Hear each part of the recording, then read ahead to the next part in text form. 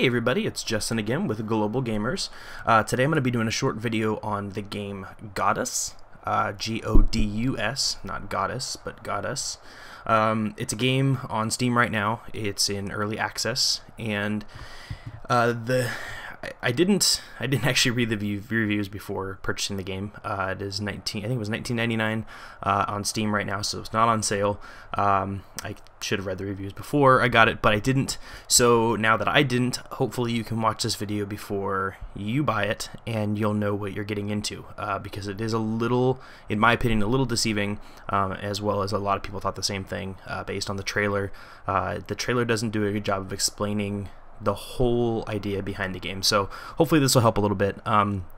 So I am playing the game. I've been playing for a little while, so as you can see, I've got a lot of houses built and things like that, and I'm not sure what that is. I'm still pretty new to the game, so I'm still trying to figure things out, but there's a couple things that I wasn't aware of when I first read it. I guess I just didn't read well enough, because I'm sure they probably have plenty of documentation on it, but before you just jump in and buy the game, there's a couple things that you need to know and be aware of. So the game is you are a god, and you have the ability to control the earth and the way that things move, and you can knock on people's doors, and I'm not sure what these look like. They're giving me prayer energy, which is one of the commodities that's required to do things in the game. So you'll notice that every time I click one of these houses that has a purple bubble on top of it, the number down here in the bottom corner is going up, and that number I use to do things. So if you watch now, that when I move this, oops, I don't want to show these people's homes,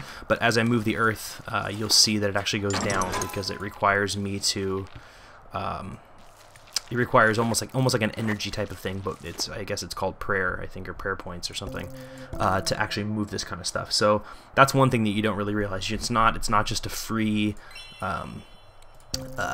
you can't just freely do as much as you want. There is a cost to everything that you do.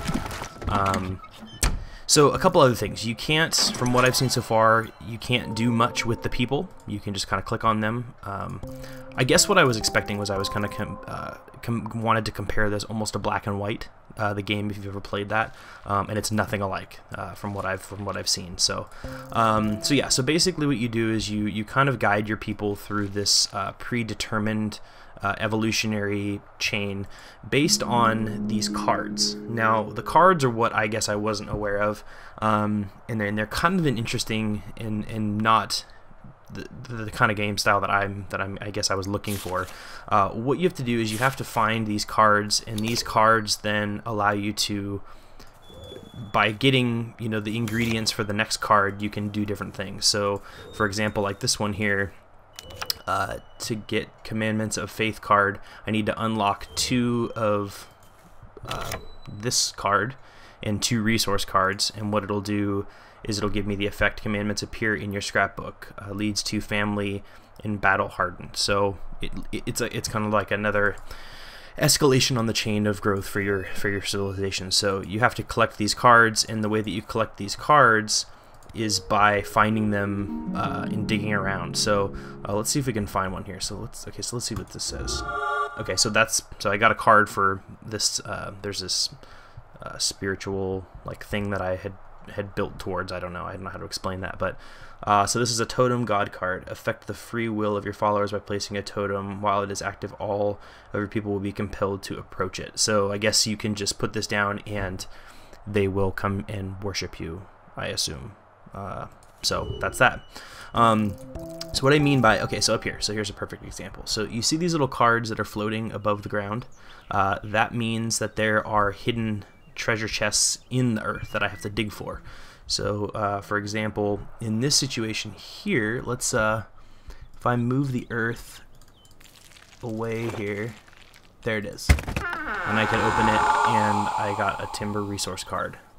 So timber was plentiful.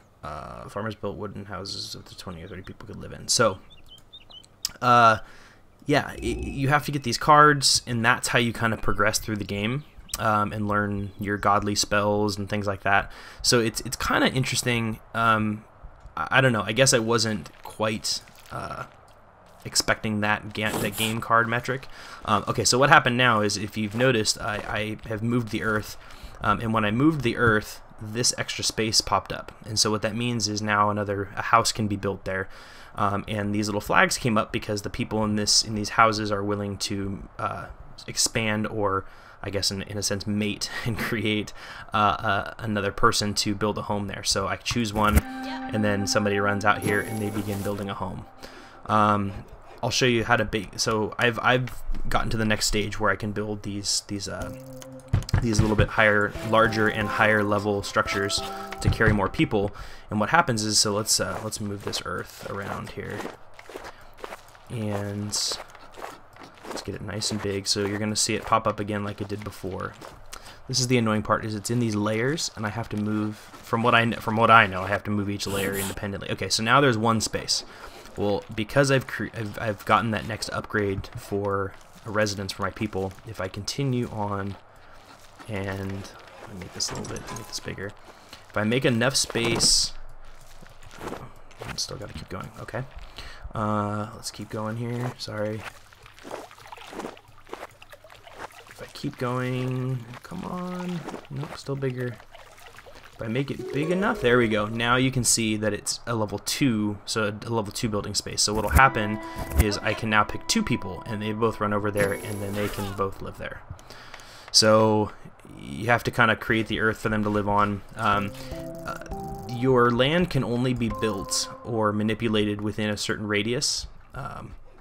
And I think that radius you'll see here. So if you kind of float along, see where the color ends and the black and white begins. This is where my radius is kind of built to. So you'll see all these home spaces here, because I can have people build here. But what I have to do is I have to get them built close enough. So I'd have to get houses kind of all right in here before they'll start building over there. So I can't just take somebody and have them come over here and start building. I have to build across this gap and manipulate the earth and things like that. So that's kind of odd. I can't have my people harvest these materials. I have to do it by clicking it myself to clear the space.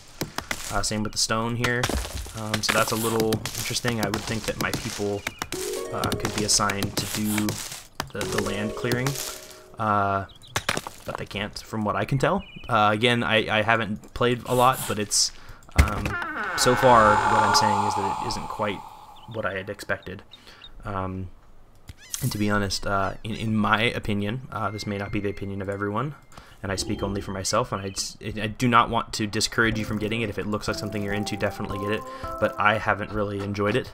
The mechanics are a little, it seems like I have to do a lot of kind of odd things. I don't really have a lot of control over where these buildings are placed, how close they are. I don't have any control over how close they're placed. I can't move them. I can't touch. I feel like sometimes I wanted to just destroy one that I didn't want built in a certain place, and I have to move the earth back enough to destroy it, which is odd.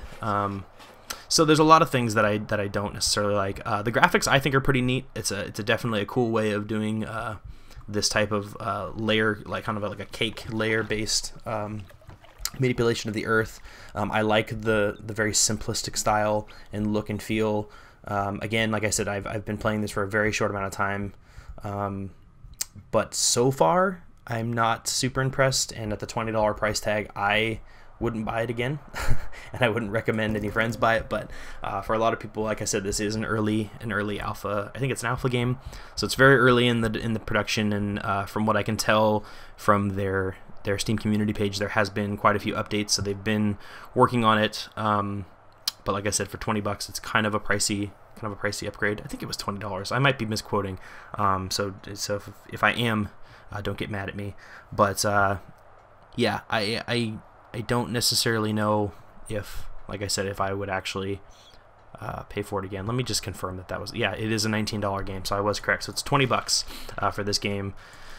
So buyer beware.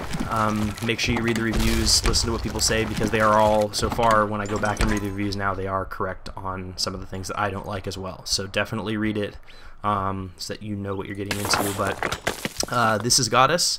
I am JDub. This is Global Gamers, and hopefully you've kind of enjoyed the video.